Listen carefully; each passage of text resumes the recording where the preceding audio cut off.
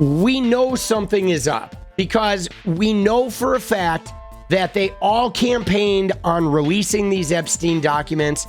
It was a huge deal. There's a ginormous thing about them. And then they talked about it. We've got the documents. It's on my desk, is what Pam Bondi said about the list. Yada, yada, yada. Then they said none of it exists. Whoopsie. Case closed. There isn't even a list. Sorry, it's just a bunch of 𝗙cie𝗶𝗹𝗆 videos. Then Trump said Obama wrote it. Comey wrote it. And everyone is like, what the fuck are they doing, dude? Trump is just flailing around. They are so all over the map. But here's what we do know is either Donald Trump is all over that shit, or he's not in it and he's protecting whoever is in it. Okay, both of those, I think, tank Trump. I personally, in fact, you ready, guys? I think it's even worse for him if he's not in the files, because then he's protecting all of the elite fuckers that are in the files. And I think that would actually be worse, because I honestly don't think MAGA would care if they find out that Trump raped young girls. I don't think they would care. I shit you not. I think MAGA is so far gone with this that even if they caught him, sexually abusing teenage girls, they would refuse to believe it, even if they walked in on it. So I think, regardless, this harms him. Jeffrey Epstein's friends sent him bawdy letters for a 50th birthday album. One was from Donald Trump. The leather-bound book was compiled by Ghislaine Maxwell. The president says the letter is a fake thing. So there's a photo of these two guys all chummy. Just for the record, Trump didn't have any friends. He didn't. Trump has never really had any friends because he's transactional and just sort of gnarly. And, nobody ever really liked him. But Epstein, though, was another guy who didn't really have any friends. So I think that is why these guys were fast friends. Okay, because they were two guys that were transactional degenerates that were friendless, but they definitely shared a love of taking power over people. You know what I'm saying? Both of these guys were very into taking power over people.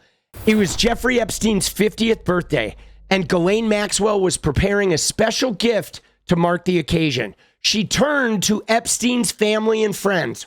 One of them was Donald Trump. Maxwell collected letters from Trump and dozens of Epstein's other associates for a 2003 birthday album, according to documents reviewed by the Wall Street Journal. So the Wall Street Journal presumably saw this album. Pages from the leather-bound album assembled before Epstein was first arrested in 2006 are among the documents examined by Justice Department officials who investigated Epstein and Maxwell years ago, according to people who have reviewed the pages. It's unclear if any of the pages are part of the Trump administration's recent review. Donald J. Trump! Trumpy! Fuck you, Trumpy. Okay, so we don't know what Trump and Bondi and everybody at the FBI saw that made them get gun shy. Obviously, they ran into some shit that made them get very gun shy. We don't know what it is. They were hot and heavy. You know what I'm saying? They were hot and heavy, gonna get that stuff out. And then they saw some shit. And then all of a sudden they're like, whoopsie, nothing to see here. So we don't know what they saw. On Wednesday, after angry comments about how the files are a hoax created by Democrats, President Trump lashed out at his own supporters for refusing to let the matter go. The letter bearing Trump's name, which was reviewed by the Journal, is bawdy. So they did see the letter, like others in the album. It contains several lines of typewritten text framed by the outline of a naked woman, which appears to be hand-drawn with a heavy marker. Huh. Oh, that's interesting, isn't it? It's hand-drawn with a heavy marker. That sounds a little bit on brand, doesn't it?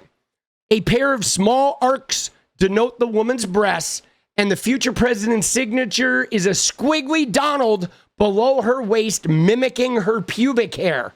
That sounds right on brand, doesn't it? The letter concludes, happy birthday, and may every day be another wonderful secret. Ooh, brutal. Yes, like a Sharpie with the Donald's name as the pubic hair. May every day be another wonderful secret. That's pretty damning, right? In an interview with the Journal on Tuesday evening, Trump denied writing the letter or drawing the picture. This is not me. This is a fake thing. It's a fake Wall Street Journal story, he said. I never wrote a picture in my life. I don't draw pictures of women, he said. It's not my language. It's not my words. He told the Journal he was preparing to file a lawsuit if it's published in an article. Well, it's published, Trumpy. Bring on that lawsuit there, little buddy. I'm going to sue the Wall Street Journal just like I sued everyone else, he said. Dershowitz's letter included a mock-up of a Vanity Unfair magazine cover with mock headlines such as, who was Jack the Ripper? Was it Jeffrey Epstein? He joked that he had convinced the magazine to change the focus of an article from Epstein to Bill Clinton. Dershowitz, who represented Epstein after his first arrest, said, it's been a long time, and I don't recall the content of what I may have written. So there you go, dude. Dershowitz confirmed that this thing existed. You see that? By not denying their participation in this, they confirm that this thing exists. All right? Dude, Dershowitz, Trump's own crony, just confirmed that this thing actually exists because he's like, I don't know what I wrote. Oh, shit, dude. Dude, the noose tightens, bro. Oh, Lordy. The book was put together by a New York City bookbinder, Herbert Weitz, according to people who were involved in the process. Weitz, who died in 2020, listed Epstein as a client on his website in 2003. It isn't clear how the letter with Trump's signature was prepared. Inside the outline of the naked woman was a typewritten note styled as an imaginary conversation between Trump and Epstein, written in the third person. Now, this is really interesting, okay, that it's written in the third person because Trump uses the third person, okay? He does. We see him all the time. He talks about everybody's out to get Trump. Okay, so let's look at this imaginary conversation. It says, voiceover, there must be more to life than having everything. Donald, yes, there is, but I won't tell you what it is. Jeffrey, nor will I, since I also know what it is. Donald, we have certain things in common, Jeffrey. Jeffrey, yes, we do, come to think of it. Donald, enigmas never age. Have you noticed that? Jeffrey, as a matter of fact, it was clear to me the last time I saw you. Donald, a pal is a wonderful thing. Happy birthday, and may every day be another wonderful secret. Okay, now this is really interesting, right? Because I know people, I've seen people online saying, you know what? This doesn't sound like Donald Trump's like voice, but it kind of does, because this doesn't sound like Donald Trump now, but you got to remember this was 23 years ago.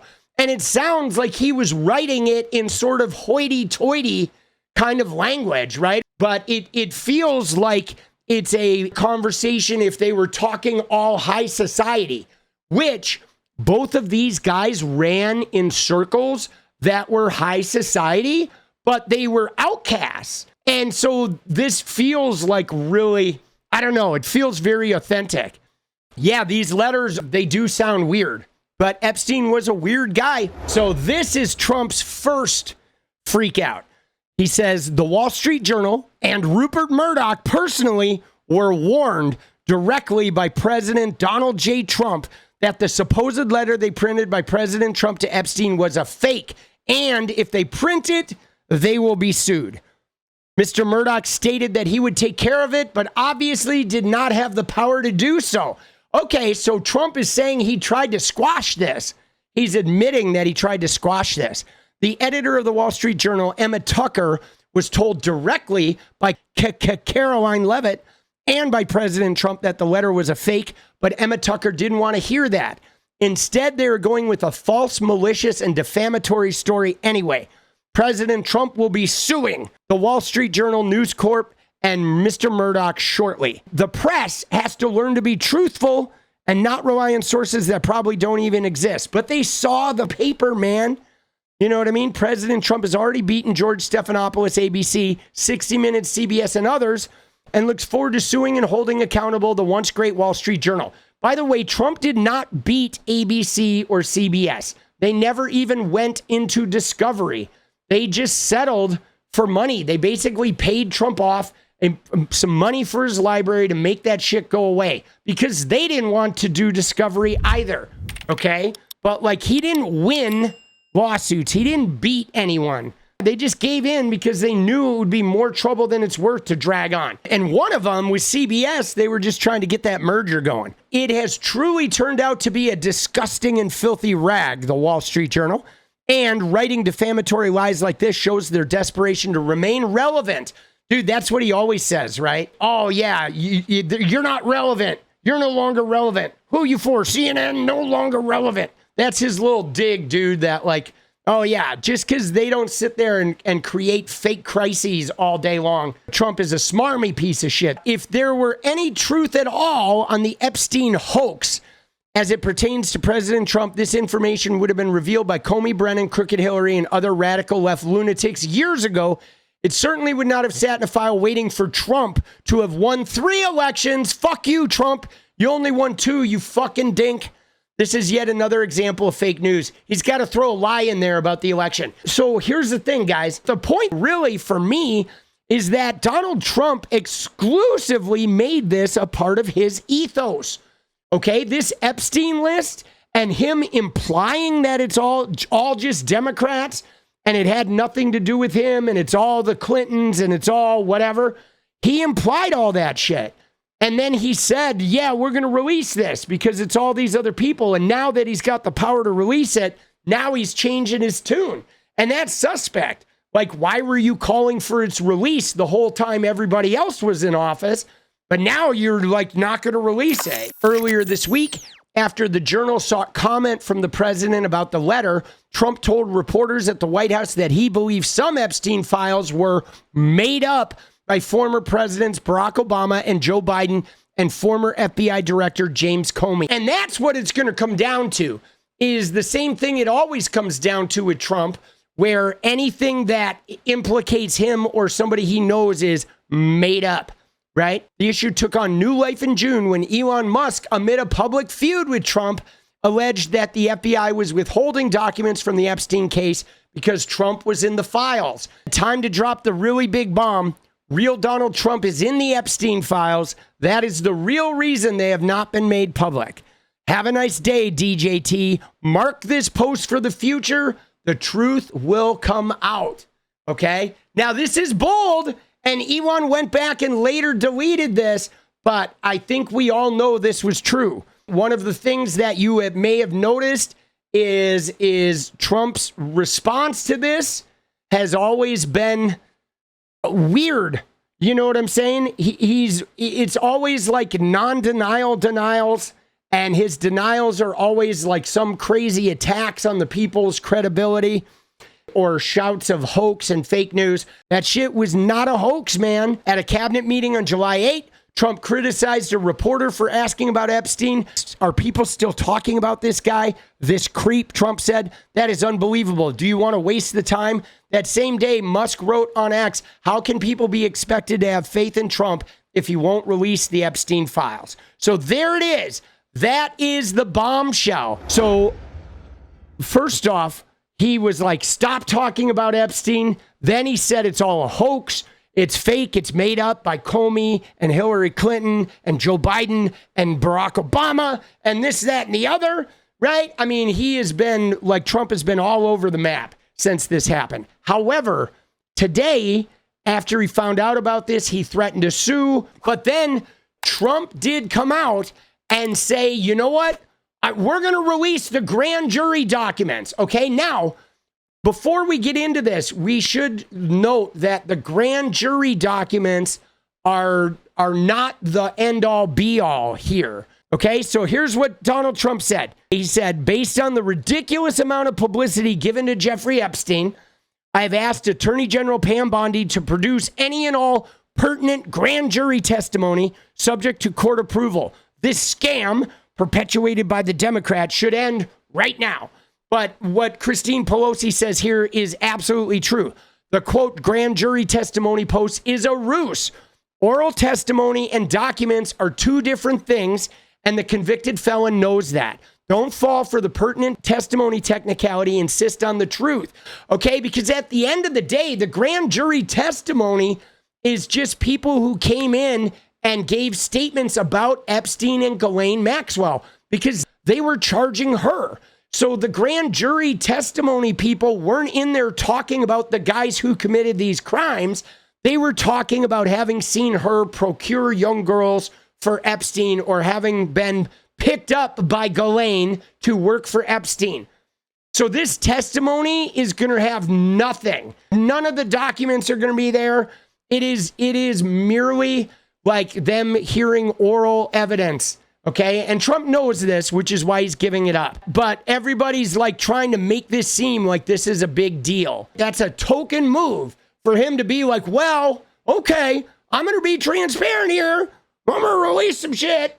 Blah. But none of that is going to talk about these guys. Trump is not going to sue the Wall Street Journal because he would have to get deposed. My God, if he got deposed on this subject, like, are you kidding me? Everything would be open. His relationship with Epstein, previous accusations of sexual assault, like they could literally, can you imagine them going through Trump's entire history of sexual assault allegations and, you know, going over the porn star payments and all the infidelity and shit, having to fucking do that publicly now, knowing that shit would be all over the internet? Oh my God. Dude, there's no way. And yes, Murdoch does know that. Okay. This is one of those where they've got him over the barrel and there's no FCC threat, right? He can't threaten their broadcast shit. These newspapers are fucking safe. So yeah, he's not going to sue. I would love to see him do it. I would love to see him get his clock cleaned. What is up, guys? Thank you so much for watching. You like the video, you want to support independent resistance media, you know what to do. Drop that sub, hit the like button, and please share it. And we do love our members, so if you want to become a member, it's another really great way to support. Thanks again for everything, guys. I'll see you next time. Let's go.